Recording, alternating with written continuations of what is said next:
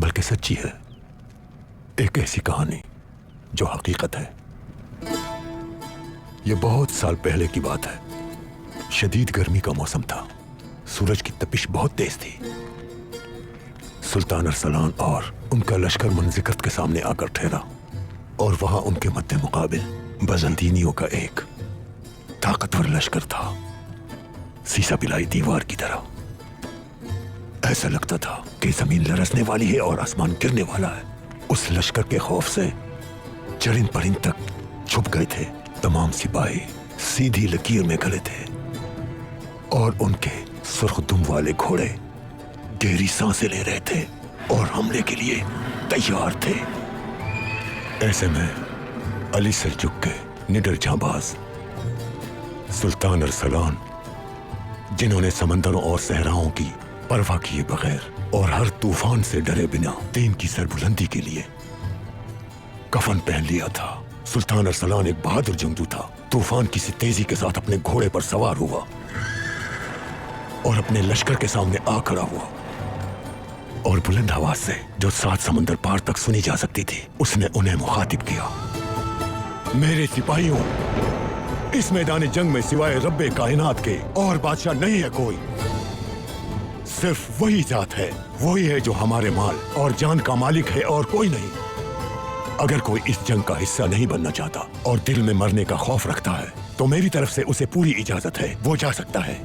और अगर कोई शख्स भी इस मैदान जंग में सिर्फ अपने कबीले की खातिर खड़ा है या अपनी शोहरत की खातिर आया है, या कोई अगर अपनी ताकत दिखाने के लिए मौजूद है इस मैदान जंग में, तो वो जान ले कि वो हम में से नहीं है। इसलिए कि हमारा मकसद सिर्फ और सिर्फ अल्लाह की रजा हासिल करना है और हमें इसके लिए अदल इंसाफ का बोलबाला करना है पूरी दुनिया में। ये वलवला अंगेज तकरीर सुनकर मैदान जंग में मौजूद शेर दिलों का जोश जज्बा इतना बढ़ गया कि जमीन और आसमान भी उन बहादुरों के साथ पुकार उठे, अल्लाह अकबर, अल्लाह अकबर, अल्लाह अकबर। हर तरफ यही सदा थी। उनकी सदा पर आसमान पर बादल भी गरज उठे। ये मंजर मुझ जैसा दीवाना और दुनिया भर के हजारों दाना भी अल्फाज में बयान नहीं कर सकते। फिर मैदान जंग में घोड़ों ने एड़ लगाई और तलवारों ने कितने ही वजूद काट डाले। हर तरफ लाशें ही लाशें बिखरी थी और कितने ही जांबाज अपनी जान देकर शहादत के मर्तबे पर फाइज हुए। और फिर परवरदिगार ने फतह किया ईमान वालों को।